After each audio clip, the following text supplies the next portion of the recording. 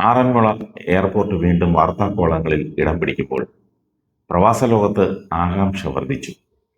മധ്യ തിരുവിതാംകൂറിലെ ജനങ്ങൾ, പ്രത്യേകിച്ച് പ്രവാസികൾ, വർഷങ്ങളായി ഉന്നയിക്കുന്ന ഒരു ആവശ്യമാണ് ആറന്മുള എയർപോർട്ട്.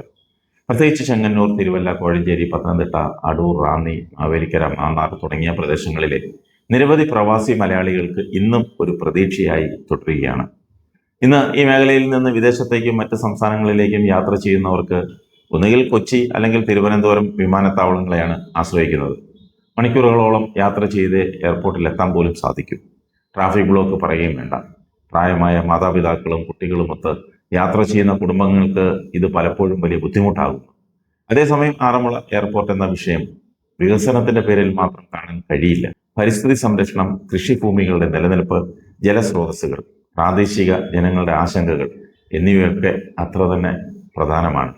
അതുകൊണ്ട് തന്നെ വികസനവും പരിസ്ഥിതിയും ഒരുപോലെ പരിഗണിച്ചുള്ള ചർച്ചയും തീരുമാനവുമാണ് ആവശ്യം. ഇന്നത്തെ സാഹചര്യത്തിൽ ആധുനിക സാങ്കേതിക വിദ്യയും കർശനമായ പരിസ്ഥിതി മാനദണ്ഡങ്ങളും പാലിച്ച് ഈ പദ്ധതി വീണ്ടും പഠിക്കണം. ഈ മേഖലയിലെ ജനങ്ങളുടെ യഥാർത്ഥ യാത്രാ ആവശ്യങ്ങൾ വിലയിരുത്തി ഒരു പുതിയ സാധ്യതാ പഠനം നടത്തേണ്ട സമയം അതിക്രമിച്ചു. പരിസ്ഥിതി നാശവും സുപ്രീം കോടതി വിധിയും ചൂണ്ടിക്കാട്ടി നേരത്തെ ഉപേക്ഷിക്കപ്പെട്ട ഈ പദ്ധതി ഒരിടവേളയ്ക്ക് ശേഷം പ്രദേശത്ത് സ്വകാര്യ ഡ്രോൺ സർവേകൾ നടന്നതോടെയാണ് വീണ്ടും വാർത്തകളിൽ ഇടം നേടിയത്. പൈതൃക ഗ്രാമമായ ആറന്മുളയിലെ പുഞ്ചപ്പാടങ്ങളും തണ്ണീർത്തടങ്ങളും നികത്തി നിർമ്മിക്കാൻ ഉദ്ദേശിച്ചിരുന്ന പദ്ധതിയാണിത്. പരിസ്ഥിതി പ്രവർത്തകരുടെയും നാട്ടുകാരുടെയും വലിയ പ്രതിഷേധത്തെ തുടർന്ന് 2014 ദേശീയ ഹരിത ട്രൈബ്യൂണൽ ഇതിന്റെ പാരിസ്ഥിതിക അനുമതി റദ്ദാക്കിയിരുന്നു. ഈ ഉത്തരവ് സുപ്രീം കോടതിയും ശരിവെച്ചതോടെ പദ്ധതി പൂർണ്ണമായി നിലച്ചു. സമരക്കാരുടെ പ്രതിഷേധത്തിന്റെ മുന്നിൽ മുട്ടുകുത്തി. യഥാർത്ഥത്തിൽ ചിലരുടെ സ്വാർത്ഥ താല്പര്യങ്ങളുടെ ഫലമാണ് സമരത്തിന്റെ പേരിൽ പദ്ധതി നിർത്തിവെച്ചത്. UDF സർക്കാർ വീണ്ടും അധികാരത്തിലെത്തിയപ്പോൾ വിഷയം വീണ്ടും ചർച്ചയായി. സർക്കാർ എടുക്കുന്ന നിലപാടിനെ ആശ്രയിച്ചിരിക്കും മുന്നോട്ടുള്ള പോക്ക്.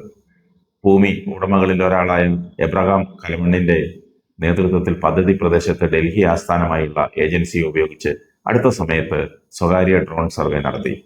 UDF സർക്കാരിന്റെ ഭാഗത്തു നിന്ന് പദ്ധതിക്ക് അനുകൂല നിലപാട് ഉണ്ടാകുമെന്നാണ് പ്രതീക്ഷിക്കുന്നതെന്ന് അദ്ദേഹം അവകാശപ്പെടുന്നു.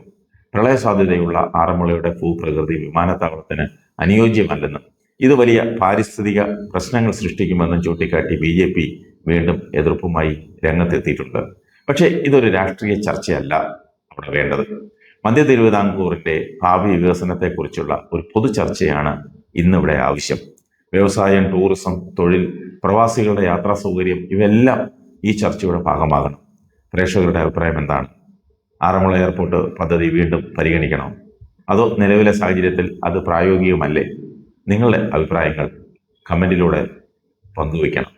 ആരോഗ്യകരമായ ഒരു ചർച്ചയ്ക്ക് തുടക്കമിടണം.